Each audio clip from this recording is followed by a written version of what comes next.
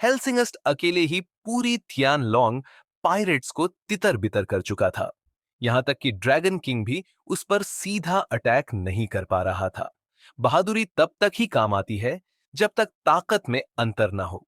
Dragon king की नजरें बर्फ जैसी ठंडी थीं।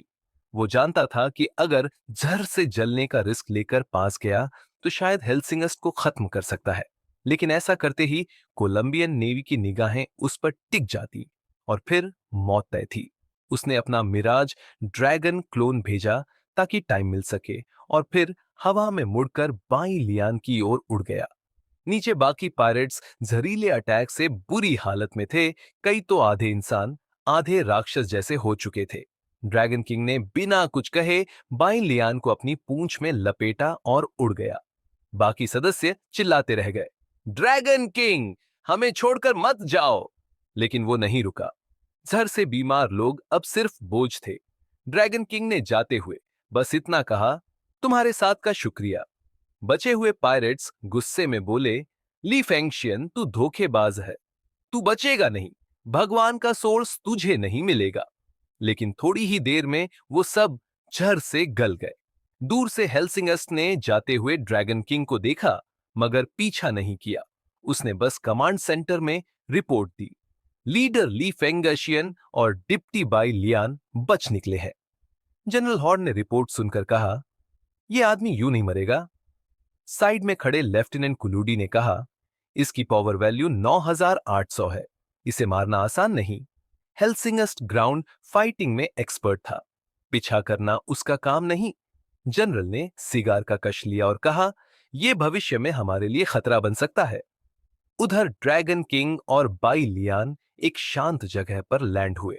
जैसे ही बाई लियान उतरा वो घुटनों पर गिर गया और खून की खांसी करने लगा। ड्रैगन किंग ने एक बॉटल निकालकर उसे दिया। ठीक हो। बाई लियान ने एंटी वेनम पिया। उसका चेहरा थोड़ा ठीक हुआ, लेकिन वो अब भी कमजोर था। उसने कहा, सॉरी लॉर्ड ड्रैगन किंग, आपको चिंता में डाल दिया। ड्रैगन किंग ने गुस्से में कहा, कोलंबियन नेवी हरामी है, मैंने उनके लिए बहुत कुछ किया और अब पीठ में छुरा घोंपा। उसकी पूरी पायरेट टीम खत्म हो चुकी थी, लेकिन वो ज्यादा दुखी नहीं था। कभी वो भी एक गरीब मछुआरा था और धीरे धीरे समंदर का राजा बना। अब भी अगर बाई लियान जिंदा है तो वो फिर से सब बना सकता है। दुनिया खत्म हो चुकी है, भूखे लोग हर जगह हैं, ऐसे में टीम बनाना मुश्किल नहीं। बाई लियान ने धीरे से कहा, अब हमें संभल कर चलना होगा, दुश्मन चारों ओर हैं, आगे बढ़े तो टकराव होगा। ड्रैगन किंग ने उसकी तरफ देखा। बाई लियान उसका व्हाइट पेपर फैन था, ब्रेन ऑफ ग्रुप।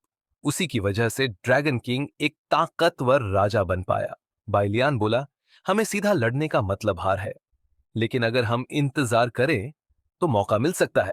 जैसे चील और सीप लड़ते हैं, फायदा मछुआरे को होता है, हम वही मछुआरे बनेंगे। बाइलियान की बात सुनकर ड्रैगन किंग ने धीरे से सिर हिलाया। हेलसिस्टर के साथ छोटी सी लड़ाई ने उसे एहसास करा दिया कि पावरफुल लोगों से उसकी लड़ाई अभी मुश्किल है। उसकी स्ट्रेंथ कम नहीं थी, लेकिन फाइट के टाइम कई लिमिटेशंस उसे रोक रही थीं। अगर आज हेल्स चैन का एक नहीं बल्कि दो लोग सामने आ जाते तो शायद उसका बच निकलना मुश्किल होता। ठीक है, तुम्हारी बात मानता हूं, अब हमें रेस्ट करने की जगह ढूंढनी होगी।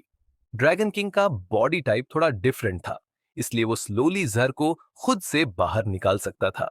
लेकिन बाई लियान, जिसने एंटीडोट लेकर जान बचाई थी, वो अब फाइट के लिए रेडी नहीं था। उन्हें वेट करना था जब तक मेजर फोर्सेस के बीच क्लैश शुरू ना हो जाए। टॉप एलियंस अब डेल्टा लेवल तक पहुंच चुके थे। अगर उनमें फाइट शुरू हुई तो उसका इंपैक्ट कई किलोमीटर तक जाएगा। ड्रैगन किंग उस वेव को आसानी से फील कर सकता था। उधर 3 दिन हो चुके थे जब झांगी ने वीटो बॉल्डिया को किल किया था। इन 3 दिनों में उसने कोई नया अटैक नहीं किया। वो क्वाइटली ऑब्जर्व कर रहा था कि आसपास क्या चल रहा है। उसे पता था कि बाल्डिया हेल चैन का जनरल था और हो सकता है कि कोलंबियन नेवी उसे पकड़ने के लिए आर्मी भेज दे। इसलिए जांगी ने खुद को हुआ हुआ और लेले को एक डीप बेसमेंट में छुपा लिया और सब कुछ सील कर दिया। इन 3 दिनों में कोई थ्रेट महसूस नहीं हुआ। अब वो फुली रिकवर हो चुका था। चलो अब निकलते हैं। उसने हुआ हुआ और लेले से कहा। 3 दिन काफी है, बाहर बहुत कुछ चेंज हो गया होगा। झांग ही अंडरग्राउंड से बाहर आया। उसने पिछली फाइट्स में उस एरिया का टोपोग्राफिक मैप लगभग तैयार कर लिया था। स्टार आइलैंड को सैटेलाइट से ट्रैक करना मुश्किल था, लेकिन मैनुअली ट्रैवर्स की गई जगहों का मैप इंटेलिजेंट सिस्टम से बना लिया गया था। पता ही नहीं चला 10 दिन कैसे पास हो गए। उसने कहा, लगता है अब तक सब फॉग वैली पहुंच चुके होंगे।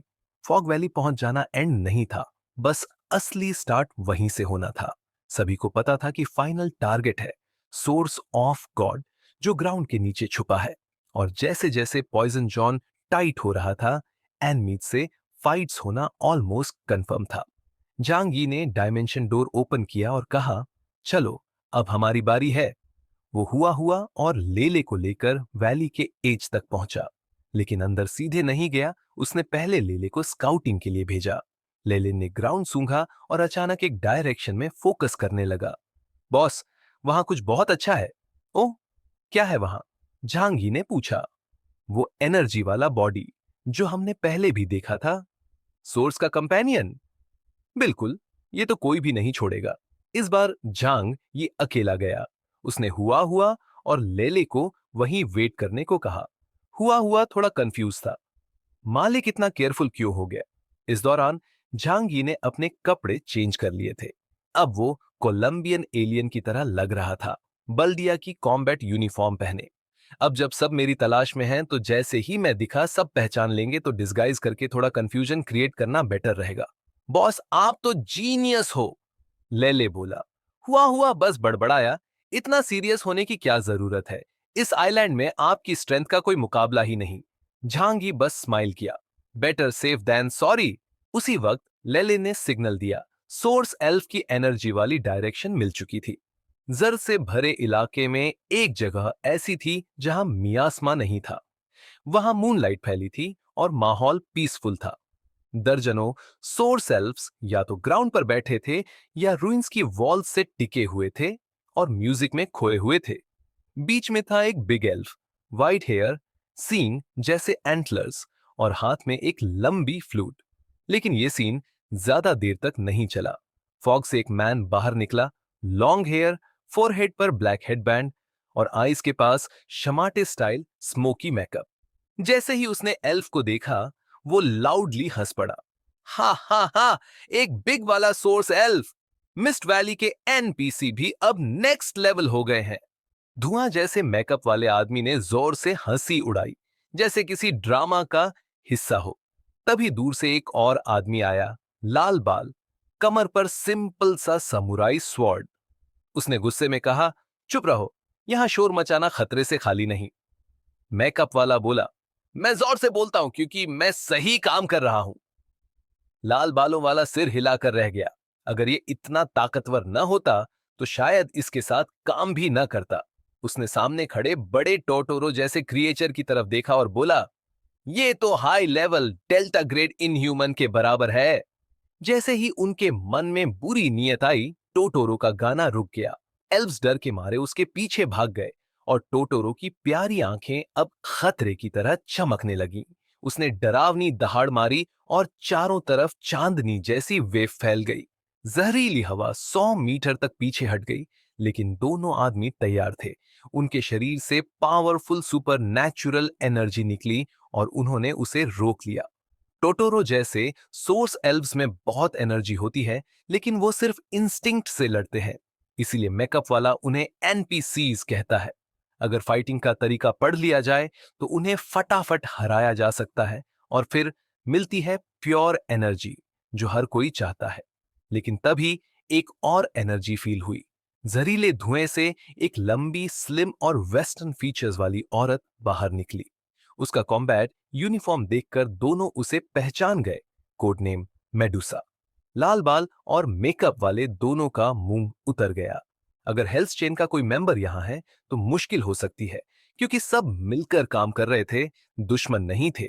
अब जब सब ने सोर्स स्पिरिट देख ली है तो उसे चुपचाप ले जाना नामुमकिन है।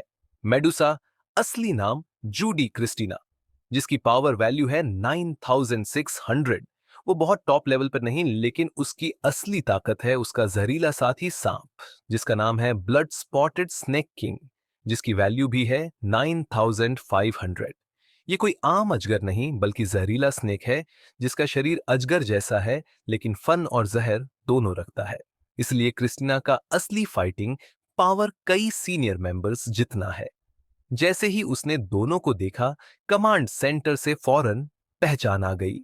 यह है टाकामागाहारा यूनिट से, लाल बाल वाला है अमाटेरासु और दूसरा सुसानु। क्रिस्टीना को पता चल गया कि ये दोस्त है, दुश्मन नहीं। उसने मुस्कुराते हुए पास की जगह घेर ली और टोटोरो की पीछे से रिट्रीट ब्लॉक कर दी। वाह, कितनी अजीब बात है कि हम यहां टकरा गए। हम सब एक टीम है, तो फाइट की कोई जरूरत नहीं होनी चाहिए, है ना? बेनीमारू बोला। बिल्कुल, हम सबल आए हैं। सुसानु बोली। हम तो हेल्प करने आए हैं। हमारा टारगेट तो सोर्स ऑफ गॉड है, ये छोटी चीज नहीं। क्रिस्टीना ने सारा ध्यान खींचते हुए सीना आगे किया और बोली, अगर कोई चीज अच्छी है तो उसे छोड़ना बेवकूफी है। और वैसे भी होली एसेंस हर किसी को नहीं मिलती। कमांड सेंटर में जनरल हॉर्न सब देख रहा था, लेकिन इंटरफियर नहीं किया, क्योंकि अलाइड फोर्सेस सीधे उसके अंडर नहीं आती थीं। क्रिस्टीना बोली, चलो फेयर तरीके से हाफ हाफ बांट लेते हैं। लेकिन बेनीमारू और सुसानु को यह बात पसंद नहीं आई। बेनीमारू बोला, हम 3 लोग हैं और तुम हाफ लोगी, ये तो अनफेयर बात है। क्रिस्टीना ने हंसते हुए अपने स्नेक की तरफ इशारा किया, तो क्या मेरा प्यारा स्नेक मीरियम कोई नहीं है? मीरियम ने फुफकारते हुए हां कहा और जमीन को पिघलाना शुरू कर दिया। बेनीमारू और सुसानु को यह बिल्कुल पसंद नहीं आया, लेकिन तभी पेलिकन ऑर्गेनाइजेशन के जापानी हेड ने उन्हें कुछ कहा। उनके चेहरे बदल गए। उन्हें समझ आ गया कि अगर कोलंबिया नेवी से भिड़े तो नुकसान उन्हीं का होगा। ओगामी होनगमारू को आखिरकार समझौता करना पड़ा। ठीक है, इन सोर सेल्व्स को आधा आधा बांट लेते हैं। बड़े चिंचिला ने गुस्से में देखा, जैसे इंसानों को चेतावनी दे रहा हो। लेकिन तीनों को कोई फर्क नहीं पड़ा। तीनों मिलकर किसी सोर्स मैटर से बने क्रिएचर को आसानी से संभाल सकते थे। उसी वक्त क्रिस्टीना के बगल में खड़ा ब्लड स्पॉटेड स्नेक किंग फुफकारा और अलर्ट कर दिया। क्रिस्टीना ने ध्यान से सुना और फिर हल्की सी मुस्कान के साथ हाथ बांधकर बोली, बहुत बढ़िया, प्लान के हिसाब से बांट लेते हैं, पर उसे पहले थोड़ी सफाई करनी पड़ेगी। कोई बिना बुलाए यहां आ गया है। ओगामी और सी टाइड गर्ल समझ गए कि कोई और भी वहां है। स्नेक किंग ने जहरीली हवा में जोर से फुफकार मारी और एक शख्स सामने आ गया। उसका कॉम्बैट यूनिफॉर्म देखकर क्रिस्टिना की मुस्कान गायब हो गई। हम, ये तो हेल्थ चेन की ड्रेस है। क्रिस्टिना ने कमांड सेंटर से पूछा, क्या आपने किसी और को भेजा है? जवाब मिला, नहीं, वो असली मेंबर नहीं है, वो तो नकली है। क्रिस्टिना की आंखों में ठंडी चमक आई। फर्जीवाड़ा, तू मौत मांग रहा है? उसका सांप गुस्से में अपनी आंखें लाल करता हुआ डरावनी एनर्जी छोड़ने लगा। ओगामी और टाइड गर्ल लड़ाई के लिए तैयार हो गए। ओगामी बोला, ये क्या मतलब है? क्रिस्टिना बोली, अरे साफ है, वो बनावटी है। उसने जोर से पूछा, ओए, तू हुआसू कंट्री से आया है ना? इतना चालाक बन के हमारी ड्रेस पहन ली, बहुत शातिर है। झांगी, जो सामने खड़ा था, जरा भी घबराया नहीं। उसने तीनों को पहचान लिया, मेडुसा, अमाटेरासु और सुसानु। इनका पावर लेवल बहुत हाई था, सबका लगभग 9500 से ज्यादा। जांगी जानता था कि एक एक को वो हरा सकता है, पर तीनों को नहीं। उसने हंसते हुए हाथ उठाया, सॉरी, शायद मैं गलत जगह आ गया, बाय, और भाग निकला जहरीली हवा की ओर। उसका भागना इस बात का सबूत था कि वो अजनबी है। 3 हाई लेवल म्यूटेंट्स के सामने भाग जाना बेवकूफी है, उसे जाने देना रिस्क है। ओगामी ने पूछा, क्या करना चाहिए? क्रिस्टीना ने अपनी चमकदार लाल जुबान से होंठ छाटे और बोली, भागने नहीं देना चाहिए। मैं यहीं रहकर सोर्ड सेल्व्स लूंगी, तुम दोनों उसका पीछा करो। सीटाइट गर्ल बोली, हमें बेवकूफ मत समझो। अगर हम चले गए तो कौन गारंटी देगा कि तुम सोर्स स्पिरिट लेकर नहीं भागोगी? क्रिस्टीना बोली, अरे वैसी बात तो मैं भी कह सकती हूं। ओगामी बोला, सिंपल तरीका है, मैं अकेले जाऊंगा, तुम दोनों यहीं रहो, पर उसके बदले मुझे 10% एक्स्ट्रा हिस्सा चाहिए। क्रिस्टीना मुस्कुराई, ठीक है, जैसा तुम कहो। ओगामी ने अपनी तलवार पकड़ी और बिजली की स्पीड से झांगी का पीछा किया। झांगी तेज दौड़ रहा था, लेकिन उसका ट्रेल जहरीली हवा में साफ दिख रहा था। ओगामी की आंखें एकदम फोकस थीं। वो शेनलॉन्ग स्कूल का मास्टर था। उसकी तलवार इतनी तेज थी कि कोई देख भी नहीं पाता। उसे किसी ट्रैप का डर नहीं था, क्योंकि इतने पास से कोई भी क्लोज कॉम्बैट में उसे नहीं रोक सकता था, सिवाय गॉड पिलर्स के। झांगी की दौड़ बहुत तेज नहीं थी, और वो कोई ऐसा एक्सपर्ट भी नहीं था जो बॉडी फिटनेस में बहुत अच्छा हो। कुछ ही सेकंड में ओगामी होंगमारू ने उसे पकड़ लिया। फ्लैश! होंगमारू हवा में कूद गया। उसकी नजर झांगी की गर्दन पर थी, तेज और फोकस्ड। उसके हाथ में गु गुआंग चांगजोंग की तलवार एकदम बिजली जैसी चमकी, इतनी तेज कि आंखों से दिखे नहीं, जैसे रोशनी बन गई हो। बू! हवा में हल्की लहरें उठी। होंगमारू और झांग ये पास से गुजरे। होंगमारू ने तलवार देखी, एक भी खून का कतरा नहीं। वो मुस्कुराया। बहुत ही वीक है ये। हाई लेवल एलियन नहीं लग रहा, कोई लो लेवल स्काउट होगा। जैसे ही वो पीछे मुड़ा, झांग ही गायब था। क्या? होंगमारू चौंक गया। तलवार लगी थी, लेकिन बॉडी नहीं मिली। ओ, शायद ये एलियन कुछ ट्रिक्स वाला है। फिर से जहरीली धुंध से एक शेडो दिखी। झांगी भाग रहा था। तो तुम्हें जीने की उम्मीद है? होंगमारू हंसा। तो चलो, मैं तुम्हारी वो उम्मीद भी खत्म कर देता हूं। उसके लिए ये एक गेम था। भागते दुश्मनों को धीरे धीरे तोड़ना उसकी आदत थी। वो जमीन पर झुका, तलवार पकड़कर दौड़ा, बिल्कुल तीर की तरह। लेकिन इस बार झांग यी ने स्पेस एक्सेलरेशन ऑन कर दिया। 30 गुना स्पीड। फिर भी होंगमारू पीछा नहीं छोड़ रहा था, क्योंकि कोलंबियन नेवी के बाउंटी लिस्ट में हर पोजीशन की कीमत थी, और वो प्राइस नहीं छोड़ना चाहता था। काश ये कैप्टन लेवल एलियन हो तो ज्यादा पॉइंट्स मिलेंगे। कुछ मिनट में ही दोनों ने कई किलोमीटर कवर कर लिए। झांग यी रुका, एक रुइन के बीच। भागना छोड़ दिया? होंगमारू बोला, जैसे बिल्ली चूहे से खेल रही हो। झांग ही पलटा। तुम अकेले हो ना? मैंने तुम्हें जानबूझकर यहां बुलाया है। उसके हाथ में एडामेंटियम की तलवार थी।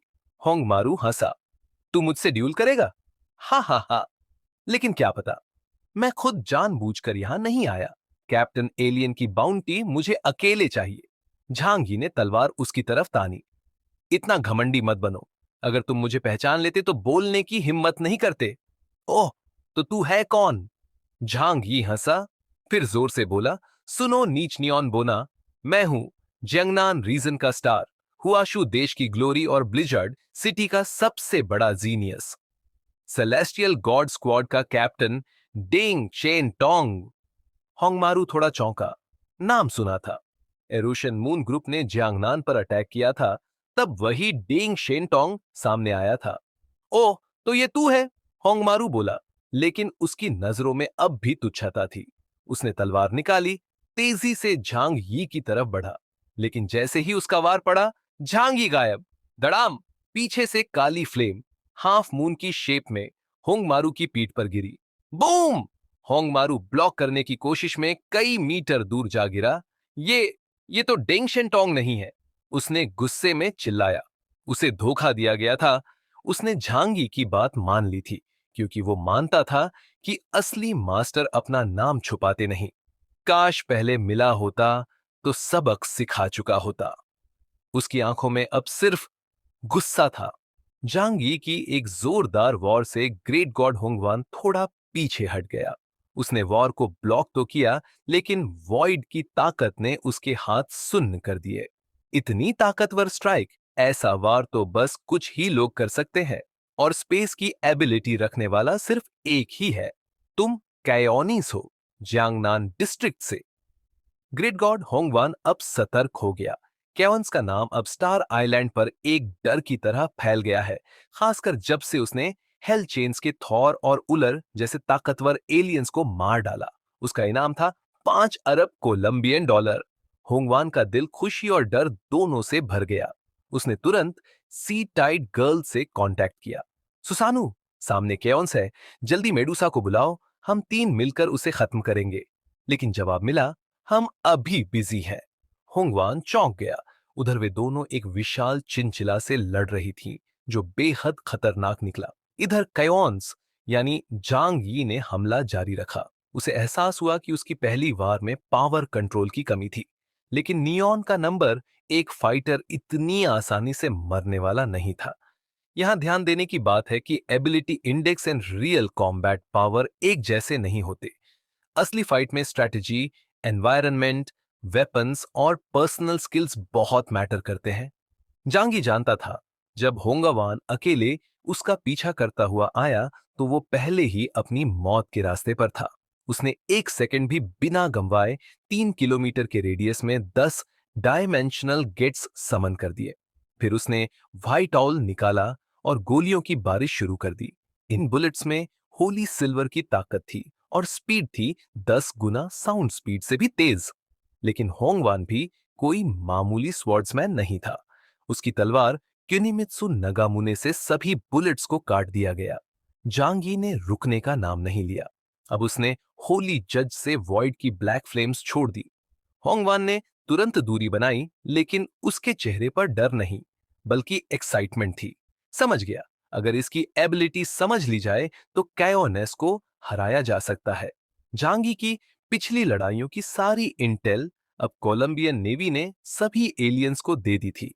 इससे अब कोई भी उससे लड़ते वक्त पहले से प्लान बना सकता था। उधर ओगामी, होनग्वान और झांगी की टक्कर शुरू हो गई। कोलंबिया नेवल कमांड सेंटर में नियोन ने सारा डेटा और फुटेज जनरल हॉर्न को भेजा। हॉर्न ने तुरंत कमांड संभालते हुए बोला, अमाटेरासु, क्योस से ज्यादा डरने की जरूरत नहीं। उसकी पावर ज्यादातर डिफेंसिव है, अटैक उतना स्ट्रांग नहीं। बस उसके एयरबोर्न अटैक से सावधान रहना और टाइम पास करो जब तक सपोर्ट पहुंच जाए। सुसानु और मेडुसा जल्दी आ रहे हैं। सबने देखा था कैसे बाल्डिया क्योस से लड़ते हुए धीरे धीरे थक कर मर गया था। असल में झांगी ने उसे मारा नहीं था, बल्कि बाल्डिया ने खुद ज्यादा जोर लगाकर कंपाउंड एक्स इंजेक्ट कर लिया था और खुद को मौत के मुंह में धकेल दिया। उस फाइट में कैओस ने एब्सोल्यूट डिफेंस का मतलब दिखा दिया। अटैक एवरेज था, लेकिन डिफेंस किसी इप्सिलॉन के लेवल का लग रहा था। कमांड सेंटर के डेटा एनालिसिस ने उसकी अटैक वैल्यू करीब 9,600 पॉइंट्स बताई थी, यानी वो थकाने वाली लड़ाई में एक्सपर्ट था। लेकिन इस बार ओगामी अकेला नहीं था। उसे टाइम वेस्ट करने में कोई डर नहीं था। अब वो और भी कॉन्फिडेंट था। क्योस, तू इस आइलैंड पर बहुत कहर मचा चुका है, अब तुझसे आमना सामना करने का टाइम आ गया है। झांगी के चेहरे पर हल्की स्माइल थी। उसके हाथ में चमकती हुई सिल्वर बुलेट ओगामी की तरफ चल पड़ी और तभी वो अचानक गायब होकर ओगामी के साइड में प्रकट हुआ। होली जजमेंट सीधे सिर पर ओगामी रेडी था। शेनलोंग स्कूल का वारिस हर दिन 2 घंटे मेडिटेशन करता था ताकि माइंड शार्प रहे। उसे जैसे ही नाइफ की नोक दिखी, उसने गुओ गुआंग नागामुने को बिजली की तरह घुमा दिया। क्लैंग! दोनों ब्लेड्स टकराए और झांगी पीछे हट गया। उसने हंसकर अपने हाथ को देखा, जो हल्का सुन्न हो चुका था। फिजिकल स्ट्रेंथ में अभी भी ये मुझसे बेटर है, वो सोचने लगा। लेकिन ओगामी के लिए ये एक अचीवमेंट था। उसने कैओस को पीछे धकेल दिया। हा हा हा, अब जब तेरी ट्रिक समझ आ गई तो तू उतना डेंजरस नहीं। झांगी शांत रहा। तू सही कह रहा है, जब मेरी पावर्स समझ आ जाए मेरी एडवांटेज कम हो जाती है। पर इसका मतलब यह नहीं कि तू मुझसे ऊपर है। अब उसकी आंखों में अजीब सा डार्कनेस चमका। राइट आई में सफेद धुंधली लाइट और लेफ्ट आई में डार्क फ्लैशेस। उसने होली जजमेंट की ब्लेड घुमाई। चारों तरफ 10 डायमेंशनल गेट्स खुल गए। वॉइड की ताकत धीरे धीरे ब्लेड पर उभरने लगी। वॉइड पावर बहुत स्ट्रांग होती है, लेकिन कंट्रोल करना रिस्की होता है। इसलिए झांग यी इस पावर को ज्यादातर लॉन्ग रेंज में यूज करता था, पर अब वो इस पर कंट्रोल करने लगा था। ओगामी ने देखा कि होली जजमेंट से निकलती वॉइड वेव्स कितनी डेंजरस हैं, पर वो जानता था कि सामने वाले की क्लोज फाइट उतनी स्ट्रॉन्ग नहीं। बस सही टाइम पर डॉज करना है। झांग यी ने एक साथ 10 अटैक किए। सब के सब डायमेंशनल पोर्टल से चारों तरफ से निकल पड़े। Heaven and earth dragnet. इन गेट्स की वजह से हर अटैक किसी भी पॉइंट से आ सकता था। कोई फिक्स पैटर्न नहीं। ओगामी अलर्ट था, लेकिन ये एक रियल बैटल थी। यहां मूव्स को पहले से प्रिडिक्ट करना मुश्किल था। अचानक सैकड़ों वॉइड स्लैशेस ने उसे चारों तरफ से घेर लिया। ओगामी को लगा अब या तो रास्ता बनाओ या फिनिश हो जाओ। उसने स्वॉर्ड को कसकर पकड़ा। Boom boom! नागामुने की तलवार से हार्ट बीट जैसी वाइब निकली और उसकी ब्लेड रेड लाइट से ग्लो करने लगी। Sky cloud sword! वो चिल्लाया और अपनी पूरी स्ट्रेंथ से सामने आती वॉइड स्लैशेस पर वार किया। बूम! इतना स्ट्रॉन्ग एक्सप्लोजन हुआ कि जहरीली हवा पीछे हट गई। कुछ देर बाद ओगामी जमीन पर खड़ा था, थोड़ा लड़खड़ाता हुआ, मुंह से खून बह रहा था, पर वो जिंदा था। ग्रेट गॉड होंगवान ने झांगी के हेवनली नेट अटैक को एक बार ब्लॉक कर लिया था, लेकिन उसका शरीर अंदर से हिल चुका था। खून मुंह से बह रहा था और ऐसा लग रहा था जैसे अंदरूनी अंग गले से बाहर आ जाएंगे। फिर भी अब उसमें डर की जगह आत्मविश्वास था, क्योंकि उसे लग रहा था कि झांग ये उससे ज्यादा ताकतवर है, पर उसे इतनी जल्दी मारा नहीं जा सकता। उसे बस इतना वक्त चाहिए था कि सी टाइड गर्ल और क्रिस्टना वहां पहुंच जाइए। फिर 3 वर्सेस 1 में जीत पक्की थी, लेकिन जांगी ने बिना रुके अगला अटैक शुरू कर दिया। वॉइड ब्लेड्स हर दिशा से उसकी ओर आए। तूने एक अटैक रोक लिया और सोच रहा है जीत गया? झांगी ने तिरस्कार से कहा। झांगी के लिए यह अटैक बेसिक था। जो एक बार हुआ है वो 100 टाइम्स हो सकता है। लेकिन होंगवान को ये बात अब समझ आई कि केओस को समझना एक बात है, हराना दूसरी। याता मिरर! होंगवान ने चिल्लाकर सील बनाया और एक काले रंग का प्राचीन आईना उसके पीछे प्रकट हुआ। झांगी ने कहा, क्या यही है जापान का फेमस सैक्रेड आर्टिफैक्ट? काफी घटिया लग रहा है। होंगवान गुस्से से कांप उठा, लेकिन अब टाइम बहस का नहीं था। 8 फुट मिरर की लाइट ने स्पेस को कवर कर लिया, जिससे वॉइड ब्लेड्स की स्पीड स्लो हो गई और होंगवान ने जल्दी से अटैक्स को डॉज किया। फिर उसने एक और टेक्निक का यूज किया, यासाकानी नो मैग्टामा। काले मोती जैसे मैग्टामा हवा में चमकने लगे और झांगी की ओर दौड़े। लेकिन झांगी ने बाईशाओ से होली सिल्वर की बुलेट्स फायर की और सबको शूट डाउन कर दिया। अब झांगी को आइडिया हो गया था, होंगवान के 3 मेन ट्रम्प कार्ड्स यही हैं। कुसानागी स्वॉर्ड अटैक बढ़ाने के लिए 8 फुट मिरर, स्पीड स्लो करने के लिए यासाकानी नो मैग्टामा। एओई अटैक पर कम डैमेज झांगी को कोई हड़बड़ी नहीं थी। उसे पता था कि उसकी स्ट्रेंथ बैलेंस्ड है और वो उतनी जल्दी नहीं मारता जितना बिलीद किड या चिंगलोंग, लेकिन उतना ही खतरनाक है। होंगवान का पूरा ध्यान झांगी पर था, क्योंकि क्योस कभी भी स्पेस टेलीपोर्ट से किसी भी दिशा से हमला कर सकता था। उसी टेंशन में होंगवान एक बात भूल गया। कोलंबियन नेवल कमांड में हॉर्न को कुछ गड़बड़ लग रही थी। हम कुछ भूल तो नहीं गए? फिर उसे याद आया, अमातेरासु, केओस अकेला नहीं है। पर तब तक लेट हो चुका था। झांगी की बुलेट्स फ्रंट से आ रही थीं और पीछे से हुआ हुआ का विशाल शरीर हाई स्पीड से अटैक कर रहा था। होंगवान ने अपनी मिरर डोमेन को एक्सपैंड कर दोनों अटैक्स को स्लो किया और किसी तरह साइड में रोल कर गया। फिर भी वो पूरी तरह नहीं बच पाया। उसके लेफ्ट शोल्डर, थाई और लोअर एब्डोम में बुलेट्स लगी। कहां मर गए हो तुम सब? अब तक क्यों नहीं आए? होंगवान ने रेडियो में चिल्लाया। तभी एक तेज चीख सुनाई दी। दूर से एक रेड लाइट की तरह कोई आया। एक और ब्लड स्पॉटेड किंग स्नेक वहां पहुंच चुका था, हुआ हुआ के सामने खड़ा, आंखों में जलती हुई चैलेंजिंग नजरों के साथ। क्रिटिकल मोमेंट पर सी टाइड गर्ल और क्रिस्टिना आखिरकार पहुंच ही गए। ओगामी! होंगवान को 3 बुलेट लगी थी। भले ही वो जानलेवा न थी, मगर जहर का असर उसके चेहरे पर दिखने लगा था। झांगी की हर बुलेट जहरीली थी, छू भी जाए तो मौत तय। अगर होंगवान हर रोज एंटीडोट न लेता तो अब तक जहर उसे खत्म कर चुका होता। जैसे ही उसके साथी पहुंचे, वो गुस्से में बोला, अब आए हो, थोड़ा और लेट होते तो मैं मर ही जाता। सी टाइट गर्ल ने अलर्ट होकर झांगी को देखा और बोली, हम रास्ते में फंस गए थे, एक बड़ा टारगेट था, काबू नहीं आया, सोचा पहले तुम्हारी हेल्प कर ले। कृष्णा ने ओगामी को घूरते हुए तंज कसा। हद है, कुछ मिनट भी नहीं झेल पाए तुम, इतनी जल्दी पिट गए। ओगामी ने जल्दी से एक स्ट्रॉन्ग एंटीडोट और फिर एक एड्रेनालिन इंजेक्ट किया ताकि एनर्जी रिस्टोर हो और झांगी को घेरने का प्लान काम कर सके। तुम बोलना आसान है, लेकिन उससे 1-on-1 फाइट कोई मजाक नहीं। उसने गहरी सांस लेकर कहा। अब तीनों वी शेप में खड़े थे।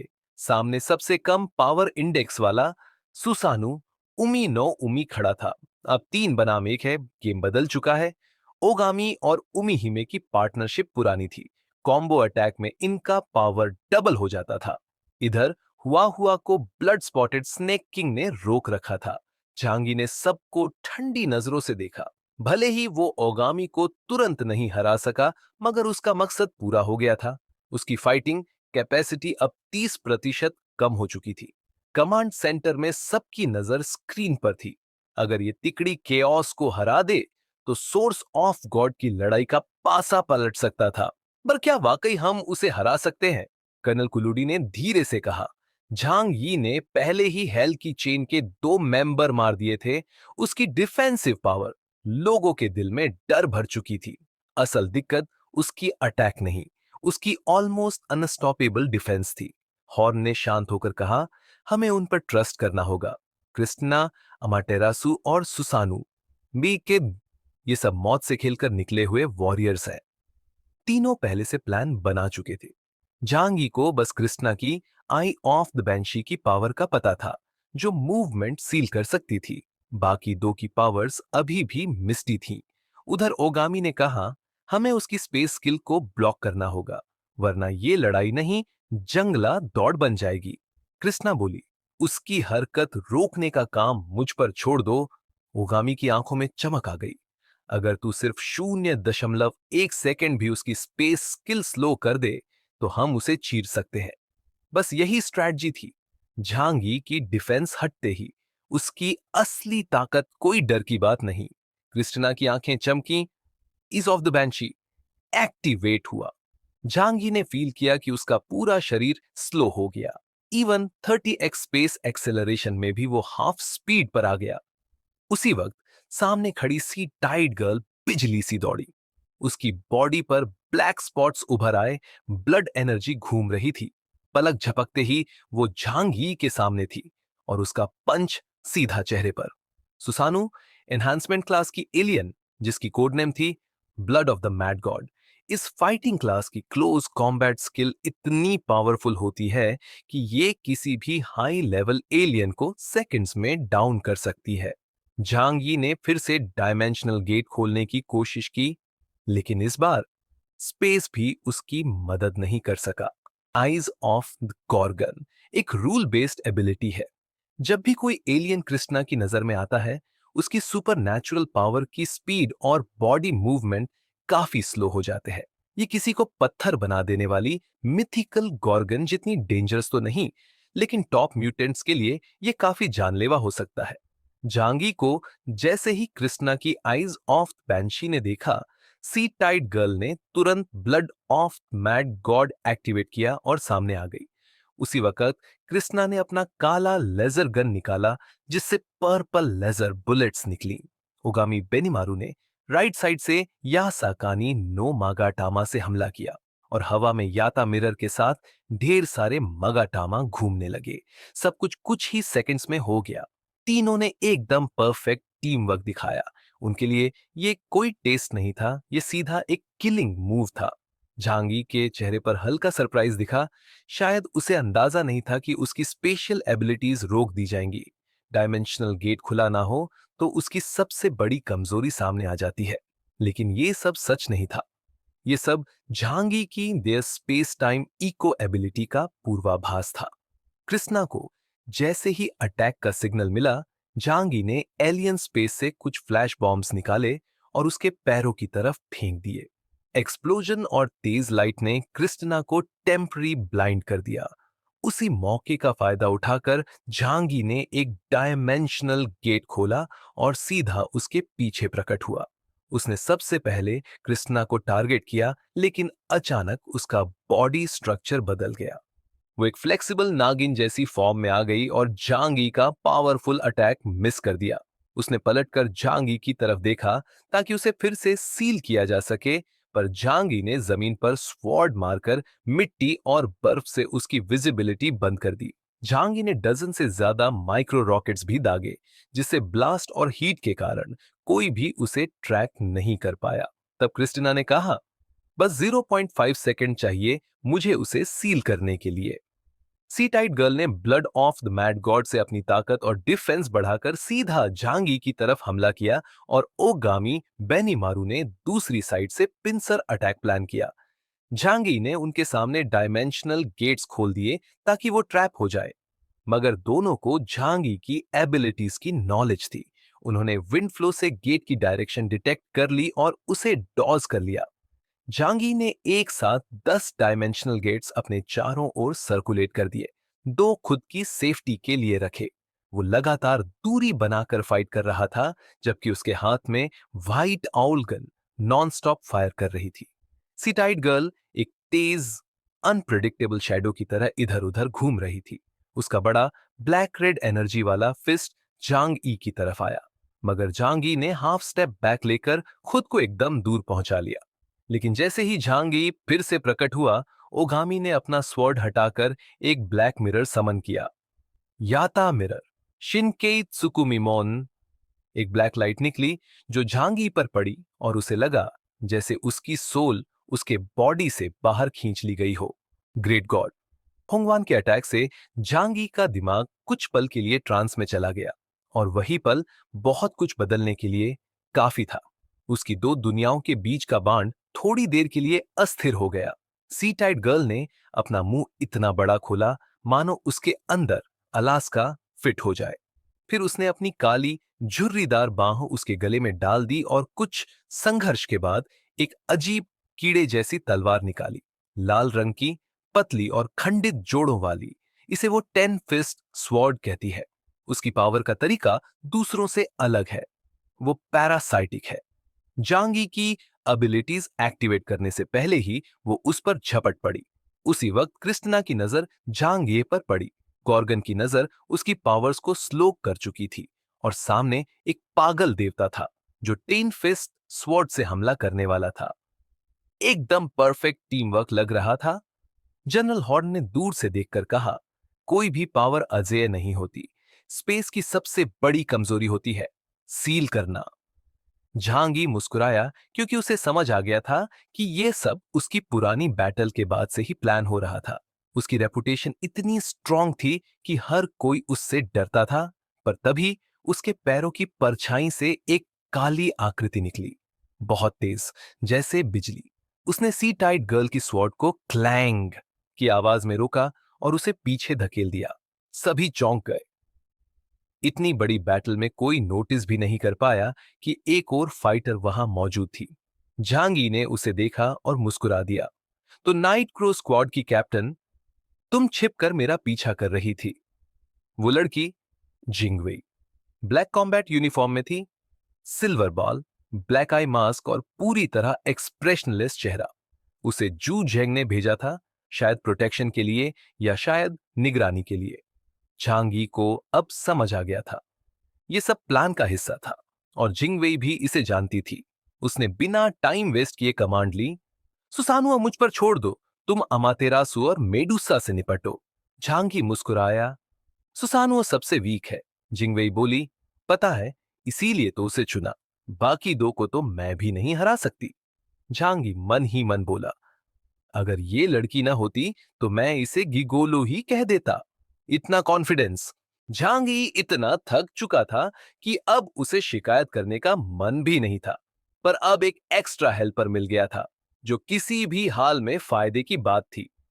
ठीक है, जैसा तुम कहो वैसा करते हैं। 3 के मुकाबले 2 से लड़ाई करना ज्यादा आसान था।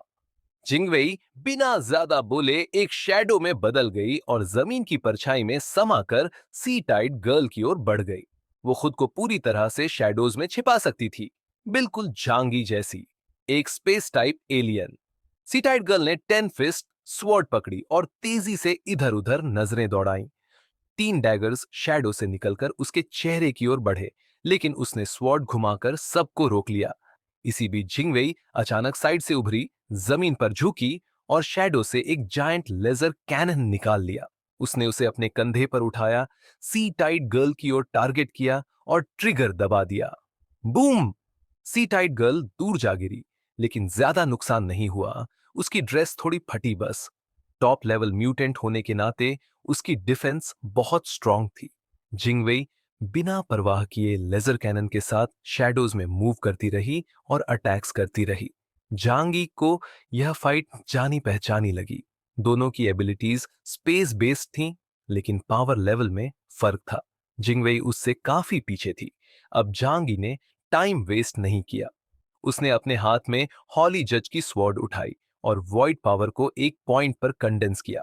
ये उसकी सबसे ताकतवर मूव थी, वॉइड डिवॉर अटैक। दूसरी तरफ होंगवान और क्रिस्टिना को लग गया कि कुछ बड़ा आने वाला है। याता मिरर, बैंशीज आइज। लेकिन इस बार उनका अटैक बेअसर रहा। झांगी पहले ही एक डायमेंशनल डोर खोल चुका था और इस बार उसमें से कचरे की बरसात हो गई। उसने अपने स्पेस में जमा हुआ सारा कबाड़ बाहर फेंक दिया, जिससे उनकी नजर ब्लॉक हो गई। अब वे ना तो उसे रोक सकते थे, ना ही करीब आ सकते थे। होंगवान ने कहा, मैं उसे बाहर लाता हूं, तुम उसकी एबिलिटी सील करो। लेकिन कृष्णा ने जवाब दिया, तुम अकेले नहीं कर पाओगे। उसकी बॉडी पत्थर जैसी हो गई और जैसे ही उसने खुद को बहुत टाइट किया, करके झांग ई की ओर उड़ पड़ी। झांगी ने चारों ओर 10 डायमेंशनल डोर्स खोल दिए, लेकिन बैंशीज आइज के सामने वो सब हिलने लगे, जैसे कोई उन्हें डिस्टर्ब कर रहा हो। क्रिस्टिना बिना रुके डेब्रिस क्रॉस कर झांगी के पास पहुंच गई। उधर जिंगवेई अब भी सी टाइट गर्ल से जूझ रही थी, लेकिन उसका अटैक कोई खास डैमेज नहीं कर पा रहा था। उसका मकसद बस डिले करना था, ताकि झांगी को टाइम मिल सके। झांगी को लगा शायद जू झेंग की यह ट्रम्प कार्ड वैसी नहीं निकली जैसी उम्मीद थी, पर यह भी हो सकता है कि वो अपनी पावर छुपा रही हो।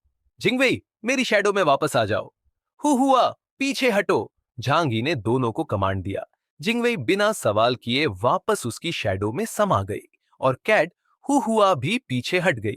कृष्णा जैसे ही झांगी के पास पहुंची और बैंशीज आइज से उसकी एबिलिटी सील करने वाली थी, झांगी एक कदम पीछे हटकर डायमेंशनल गेट में समा गया। झांग ये डायमेंशनल स्पेस में गायब हो गया और तब से वापस नहीं आया। हुआ लड़ाई में रुचि नहीं रखती थी, वो सीधा मलबे में भाग गई। स्नैक किंग ने क्रिस्टिना की तरफ देखा, लेकिन उसका पीछा नहीं किया। उसे खतरे की हल्की सी आहट महसूस हुई। तीनों लोगों को लग रहा था जैसे मौत सामने खड़ी है। उन्हें पता था कि झांगी कभी भी किसी भी डायरेक्शन से लौट सकता है। वो तीनों अब वी शेप में खड़े थे, एक साथ अटैक करने को तैयार।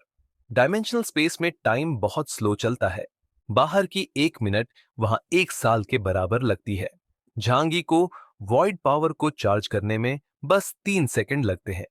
पहले ये मूव लड़ाई में यूज नहीं कर पाते थे, क्योंकि समय कम होता था और रेंज ज्यादा थी। लेकिन अब एलियन स्पेस में वो आराम से उसे चार्ज कर सकता था। इस बार उसका टारगेट कौन होगा?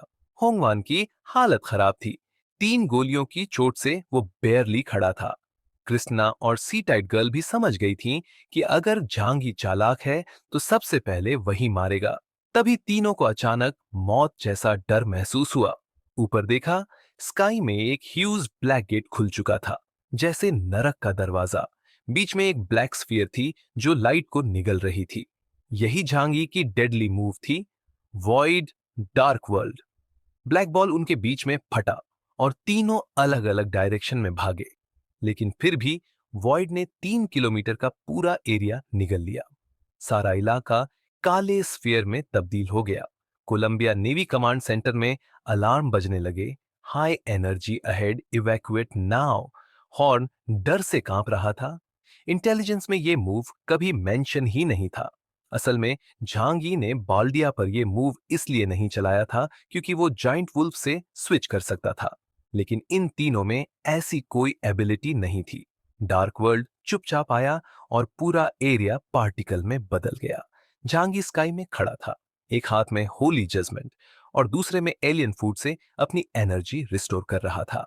जब डार्कनेस छंटी तो तीनों में से एक गायब था, अमातेरासु ओमिकामी होंगवान। चोटें इतनी थी कि वो बच नहीं सका। अब तक नियॉन का सबसे बड़ा फाइटर मारा जा चुका था। सी टाइड गर्ल जिंदा थी, लेकिन अधजली हालत में, सिर से पांव तक खून में लथपथ। सिर्फ कृष्णा ही ऐसी थी जो बच पाई। कृष्णा की सीलिंग एबिलिटी झांगी की पावर को वीकन कर सकती थी और शायद उसने खुद को ड्रग्स भी दी थी, इसलिए वो बच गई। शैडो में छिपी जिंगवेई शॉक थी। झांगी ने एक ही मूव में 3 टॉप फाइटर्स को ऑलमोस्ट हरा दिया। अब उसमें इप्सिलॉन लेवल तक कंपटीशन करने की ताकत है। कृष्णा ने बिना कुछ कहे अपने स्नेक को वापस बुलाया और सीधे वहां से भाग निकली। भागो, अगर एक पल भी लेट हुए तो हम मर जाएंगे। वो जानती थी कि जब तक जिंदा है, लग्जरी और पावर सब कुछ मिल सकता है, लेकिन मौत के बाद कुछ नहीं बचता। हॉर्न भी चाह रहा था कि कृष्णा हर हाल में बचे। अगर वो भी क्याओस के हाथों मारी जाती तो ये कोलंबिया के लिए सबसे बड़ी इंसल्ट होती। झांगी ने भागती हुई कृष्णा को देखा, लेकिन उसने पीछा करने की जल्दी नहीं की। पहले उसने सी टाइट गर्ल की तरफ देखा, जिसकी आंखें लाल हो चुकी थीं। वो बिना डरे मरने तक लड़ने को तैयार थी। झांगी ने कहा, level 12, world in the mirror, a dragnet. चारों तरफ डायमेंशनल गेट्स बनाए और वॉइड में तलवार चलाई। सी टाइट गर्ल घायल थी, फिर भी 10 फिस्ट स्वॉर्ड से जबरदस्त फाइट कर रही थी, लेकिन कुछ ही देर में उसका शरीर टुकड़ों में कटकर जमीन पर गिर पड़ा। झांगी ने कम्युनिकेशन डिवाइस से बोला, हुआ हुआ, बॉडी कलेक्ट करो। पानी की बाढ़ की तरह हुआ हुआ आई और बॉडी को चाव से खाने लगी। जिंगवेई अब चौंकती नहीं थी। झांगी की कैट कई बार हाई लेवल एलियन खा चुकी थी। झांगी ने फिर एलियन स्पेस से एक सिल्वर ग्रे कंपाउंड बो निकाला, हेल्स चेन्स के वीटो बाल्डिया का हथियार।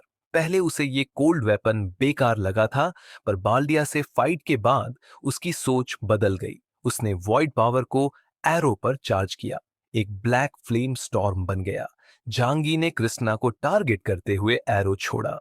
कृष्णा को अपनी मौत सामने महसूस हुई और उसने अपने किंग कोबरा पेट मिलियम को बुलाया। मिलियम! लेकिन मिलियम ने हेल्प करने से मना कर दिया और भाग गया। छांगी का एरो आ गया। कृष्णा ने सील चिल्लाया, जिससे एरो की स्पीड धीमी हुई, पर फिर भी वो चेस्ट चीरता हुआ पार हो गया। कृष्णा जमीन पर गिरी। झांगी ने कंफर्म करने के बाद बॉडी कलेक्ट की। अफसोस की बात यह थी कि रेड पिल पूरी तरह खत्म हो चुकी थी। इस बैटल में झांगी ने अकेले 3 हाई लेवल डेल्टा एलियंस को हरा दिया। पूरा स्टार आइलैंड इस रिकॉर्ड से दहल उठेगा। जिंगवेई के चेहरे पर भले ही एक्सप्रेशन न हो, लेकिन उसने सिर हिलाते हुए थोड़ा हिचकिचाहट दिखाई।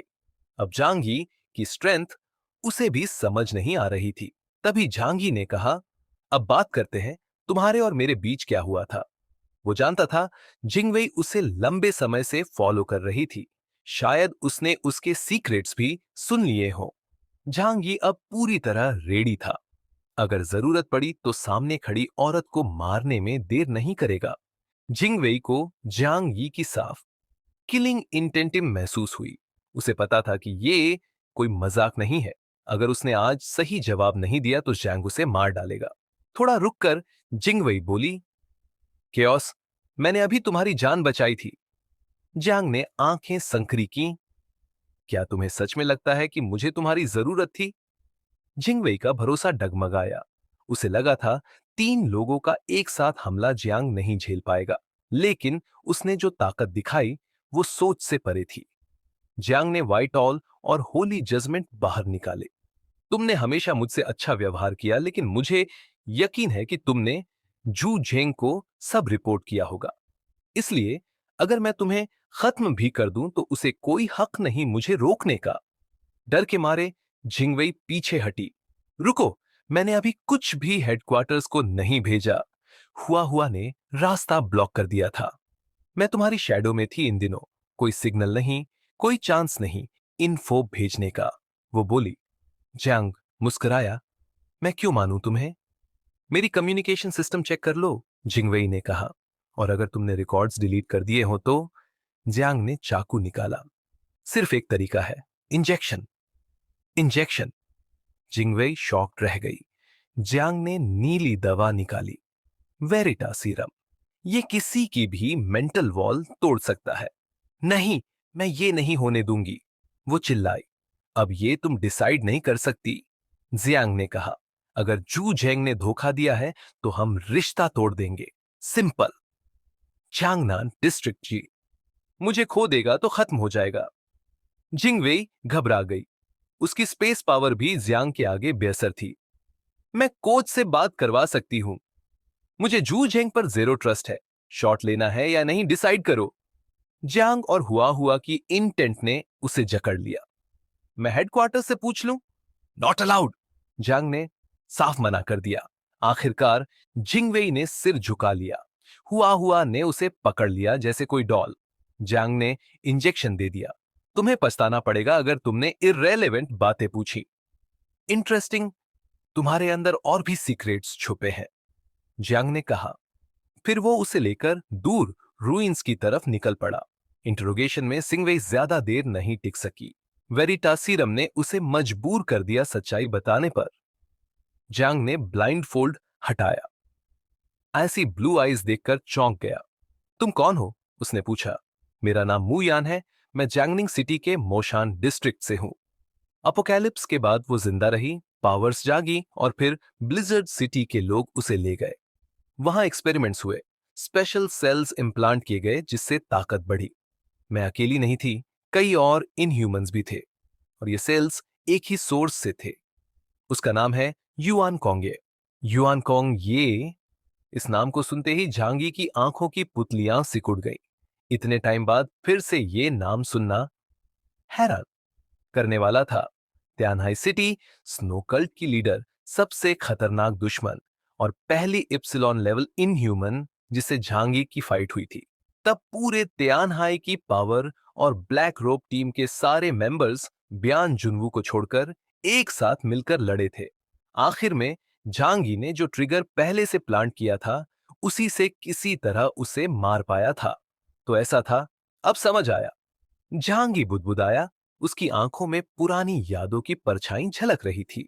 उसे याद आया कि युआन कोंग ये ने सबको आइस सोल दी थी। सभी पावरफुल ग्रुप्स ने उसे यूज कर लिया था। सिर्फ ब्लैक रोब टीम ने एक बचा के रखा।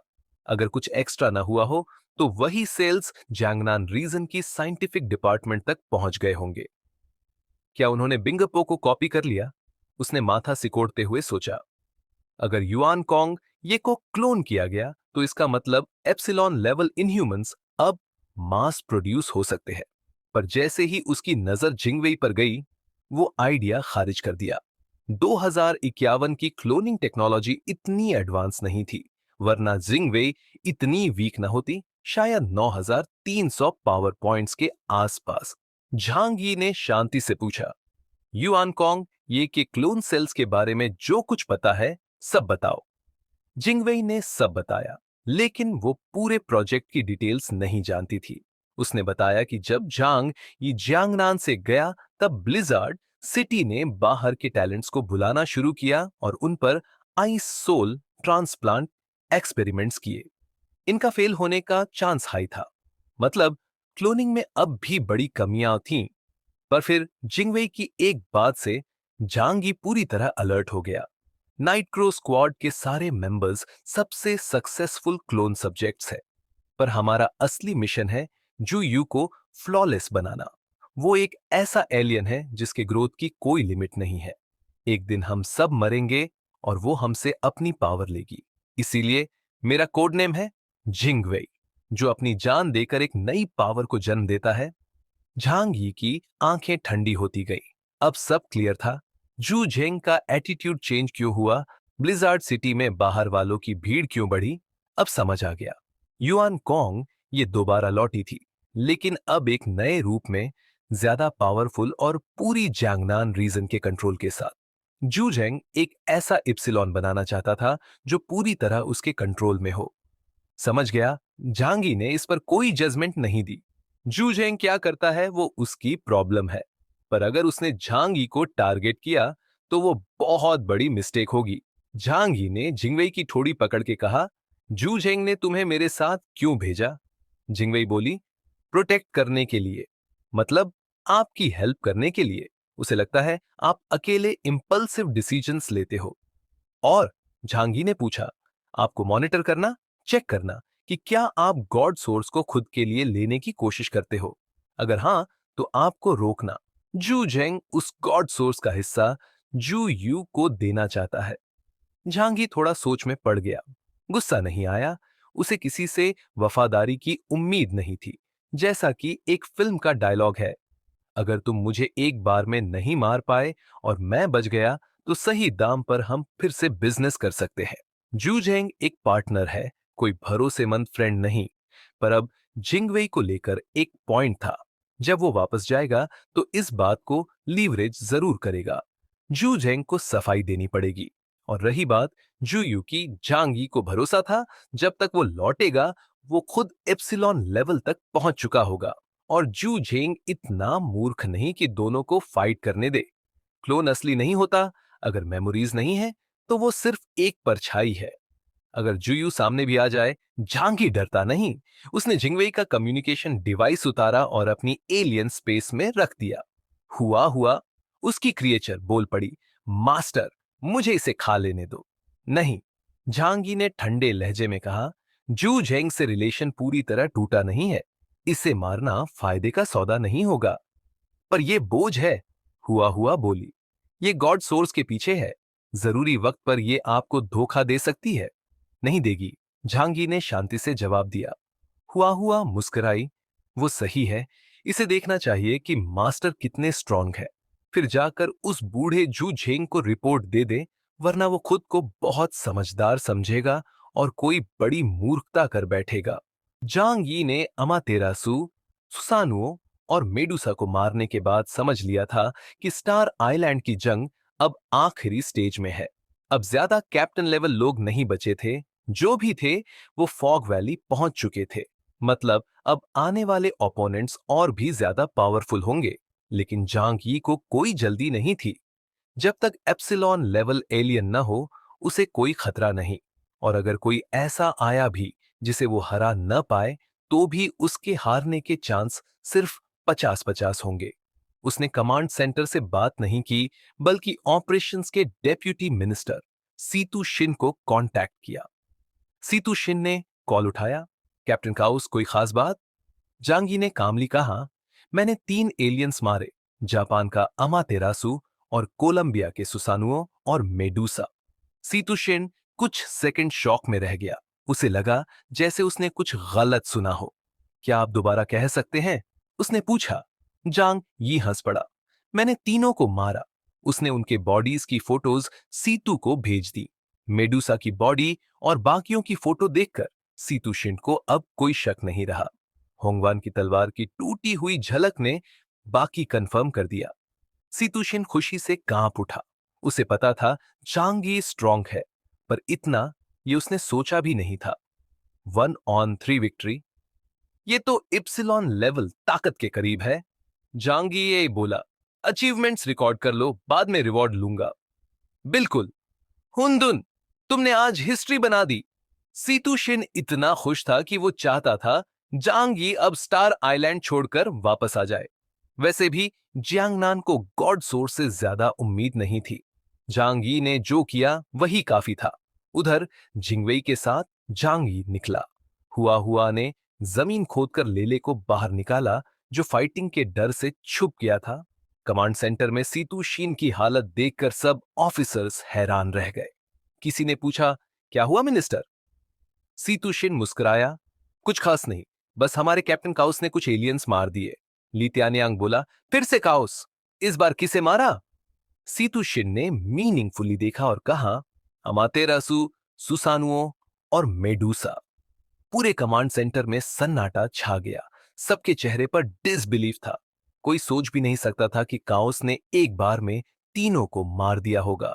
ये सुनकर यहां तक कि जुआनवू ने भी अपना गेम रोक दिया। क्या काउस ने एक ही बार में तीनों को मारा? सीतू शिन ने जवाब में सिर हिलाया और फोटो पूरे सिस्टम पर प्ले कर दी। अब कोई शक की गुंजाइश नहीं बची थी। फोटो में मेडुसा और सुसानुओं की बॉडीज दिख रही थी और अमातेरासु की टूटी हुई मशहूर तलवार भी।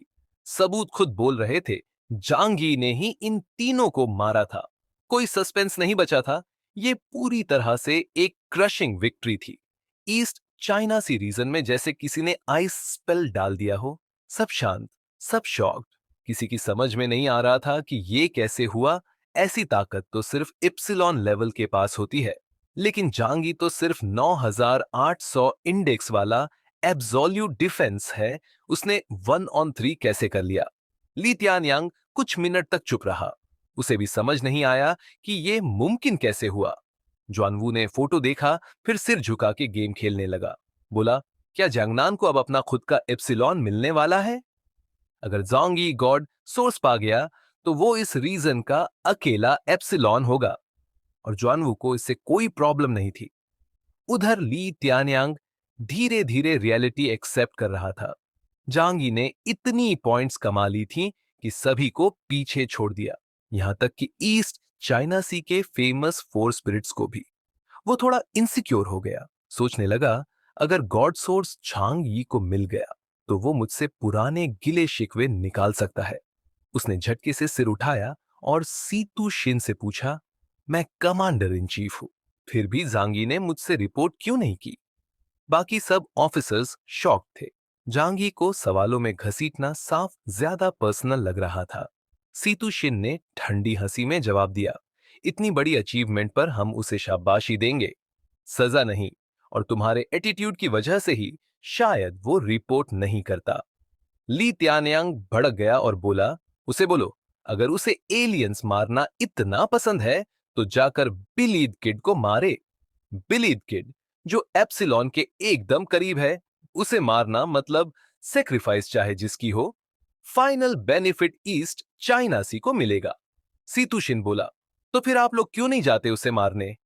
अब ईस्ट चाइना सी वाले भी शर्मिंदा थे। वो समझते थे जंगनान सिर्फ सपोर्ट करेगा, लेकिन अब तो जांगी की परफॉर्मेंस ने सबको पीछे छोड़ दिया। बाकी सब कैप्टन लेवल दुश्मन मारने में नाकाम रहे थे, सिर्फ किंगलोंग ने एक को मारा। असल में जांगी ने अपने पावर्स का सही यूज किया, स्पेशियल मूवमेंट से जल्दी मूव किया, पहले से हुआ हुआ और लेले साथ रखे ताकि दुश्मन ढूंढना आसान हो। सीतू शिन ने आखिर में मुस्कुराते हुए कहा, हम तो अपना रोल निभा रहे हैं, अब ईस्ट चाइना सी की बारी है, आप लोग जाकर बिल्ली किड को मारो। लीतियान यांग गुस्से में लाल हो गया। ग्वाच वुस्तानी मोमिन लेकिन कुछ कह नहीं पाया। अब उनके पास ना रिजल्ट था, ना बहस की वजह। उसने 3D मैप की तरफ देखा और सोचा, ठीक है, जहांगी एलियंस को मारता रहे, कम से कम रास्ता क्लियर हो रहा है। हमारी टीम फॉग वैली आसानी से पहुंच जाएगी, और अगर हमने गॉड सोर्स पा लिया तो उसी वक्त सारी फतेह हमारी हो जाएगी। हॉर्न के शिप से ब्लैक कॉफिन लॉन्च हुआ और स्टार आइलैंड की जमीन में जोर से जा गिरा। हुआशु की फोर्सेज ने इसे नोट किया, लेकिन जब तक कार्टिलास नहीं आया तब तक इसे रूल ब्रेक नहीं माना गया। हॉर्न ने सबको वार्न किया, सोल ऑफ डेथ से दूर रहो। वो फ्रेंड वो कुछ नहीं देखता, बस मारता है। उसका टारगेट सिर्फ क्योस है। यही उनकी थोड़ी राहत थी। कॉफिन जमीन में धंसा था, लेकिन कुछ लोगों ने उसकी मूवमेंट नोट की। कई किलोमीटर दूर एक टावर पर ईस्ट चाइना सी नेवी का अफसर अचानक प्रकट हुआ। उसने कमांड सेंटर को रिपोर्ट दी, एनिमी ने कोई ऑब्जेक्ट लॉन्च किया है, लोकेशन नॉर्थ कराडुजैन। लित्यान्यांग ने मैप देखा और बोला, ये फॉग वैली से दूर है, उन्होंने क्या भेजा है? स्टाफ ऑफिसर ने कहा, एलियन तो नहीं हो सकता, इस तरह की लॉन्चिंग एनहांस्ड एलियन भी नहीं झेल सकता। शायद कोई वेपन हो। इतनी दूर से कोई इंसान शेल की तरह गिरा हो तो बचना मुश्किल है। ली सहमत था, हमें इसे हर हाल में रोकना होगा, गॉड सोर्स हमारे पास आना चाहिए। उसकी नजर सिचुसिन और जियांगनान रीजन के ऑफिसर्स पर गई। शायद असली कंपटीशन अब वहीं से होगा। ली ने बाईजे से कहा, सावधानी से उस चीज को डिस्ट्रॉय करो। बाईजे तैयार था। उसने ब्लैक राइफल उठाई और टॉक्सिक मियास्मा के बीच बढ़ा, लेकिन रास्ते में कोई भी नहीं मिला। जब वो 10 मीटर दूर पहुंचा तब जाकर देखा, एक ब्लैक मेटल बॉक्स। उसने गन तानी, कोई डेडली वेपन है, लेकिन अपने लोग भी तो इस आइलैंड पर हैं। बाईजे कंफ्यूज था। उसने एक स्पाइडर रोबोट निकाला जो बॉक्स पर चढ़ा और स्कैन करने लगा। तभी बॉक्स हिलने लगा। एक क्रैक के साथ व्हाइट स्मोक निकला। बाईजे ने तुरंत बोला, ब्लैक डोमेन। एक ब्लैक एरिया फैल गया, उसमें कोई लाइट नहीं जा सकती, सिर्फ बाईजे देख सकता था। बॉक्स की क्रैक्स बढ़ने लगी। बाईजे ने ओरिजिन बुलेट से फायर किया, पर अचानक बॉक्स फट गया। एक मॉन्स्टर निकला। उसका बॉडी सफेद और टेढ़ा मेढ़ा था, जैसे कोई भीगता हुआ जॉम्बी हो। उसके बॉडी में जिंदा गैस नहीं बल्कि ड्रग्स थे। सोल ऑफ डेथ अब एक्टिवेट हो चुका था। गोली बेअसर थी। उसकी आंखों में एकदम किलर लुक था। बाईजे को झटका लगा। वो देख नहीं सकता था, फिर भी उसे देख रहा था। प्रेशर ऐसा जैसे कोई डेविल सामने हो। कमांड सेंटर कुछ नहीं देख पा रहा था। ली त्यान्यांग ने पुकारा, बाईजय, क्या हो रहा है? बाईजय चिल्लाया, मॉन्स्टर है। मॉन्स ने दे और आवाज कट गई। सोल ऑफ डेथ उसके सामने प्रकट हुआ। वह ही झटके में बाईजय की गन और हाथ तोड़ा और उसका गला दबा दिया। एक ही पल में ईस्ट चाइना सी रीजन का कैप्टन मारा गया, जैसे कोई कीड़ा मसल दिया गया हो।